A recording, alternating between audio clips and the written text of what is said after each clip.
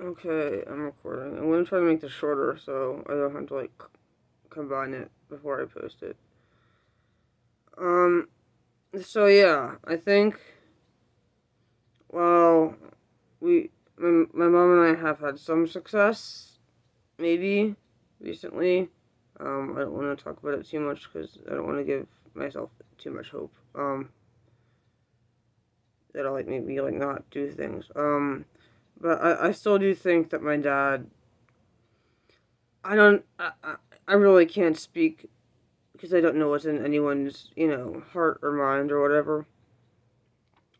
But it's certainly my dad's actions, um, and the way the divorce agreement was written, and how he trashed my mom's reputation, made it hard for her to work, just undermined her at every turn.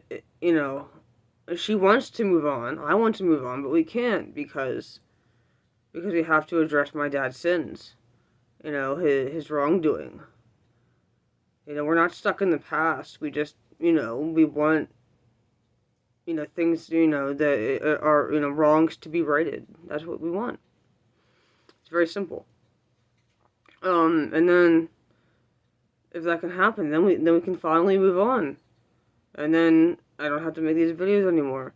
But, my point is that whether he wants to or not, my dad, the way he's done everything, it there's a high likelihood that we're going to be homeless, and I really don't want that. I don't want to be homeless. I lived in this house for my whole life. Our plan was to, get, my grandparents' house up and, running for people to rent it, because it's a really cool house. I think people would, love to rent it. And then, we would have income and stuff. And then we could, and then my mother would have been able to take over the mortgage here. Um, and then, and get my dad off the mortgage. But now, we were so close. We were so close to getting there. We had just a few more, things to tackle up there. Mainly, the last of my grandmother's clothes and the furniture, and then just cleaning the place up. And then, we were also going to have the place waterproof too. Just to make it cleaner in there, and nicer. And, so that the building can last a long time. And we put solar on the house. Like, come on. Who wouldn't want to live there, and we were so close to getting it rented out and having all of that happen.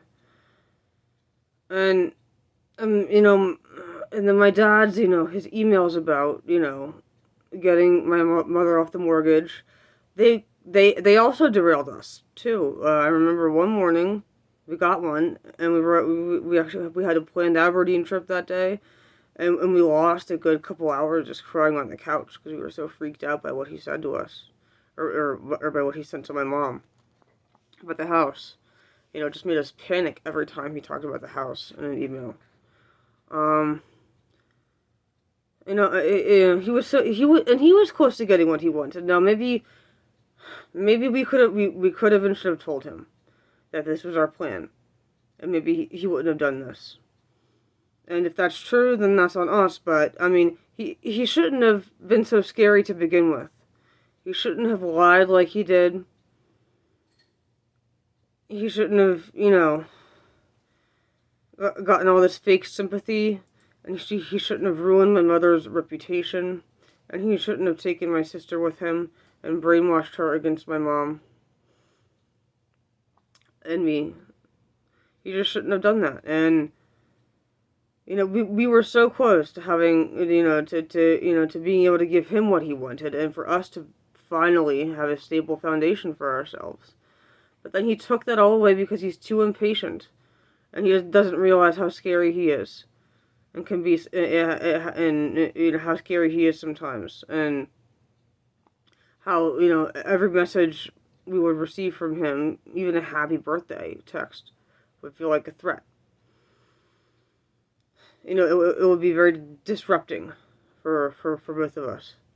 And and and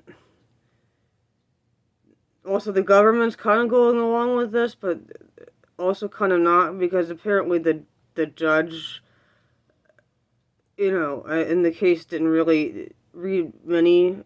Didn't really read a lot of the documents, didn't sign off on the divorce agreement.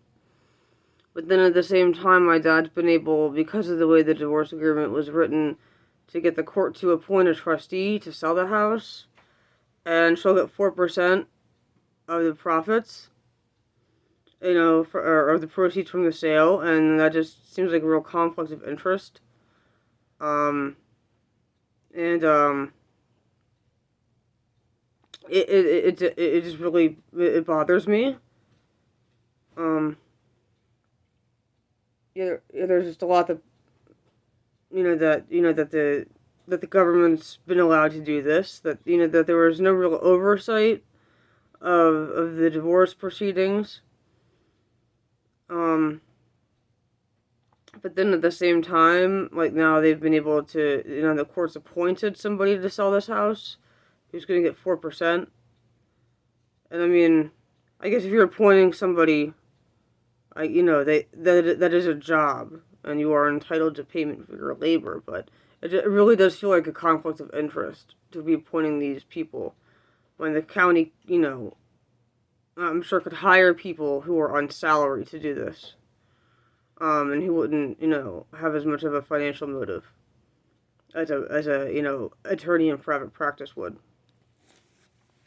So yeah, that was actually the main update. I just had other thoughts that came to the surface, before. So yeah, it just makes me really sad how like my father has like all the damage he's done.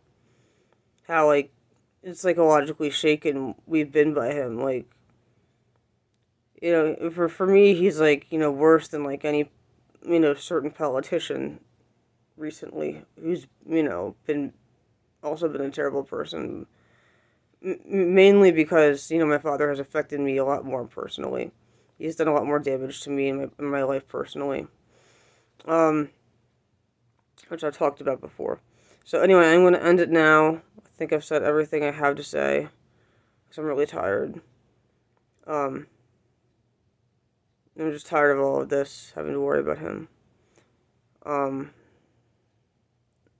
and what he's going to do to us, what he is doing to us, what he will do to us. Anyway, I'm going to stop now. Thank you for listening. Bye.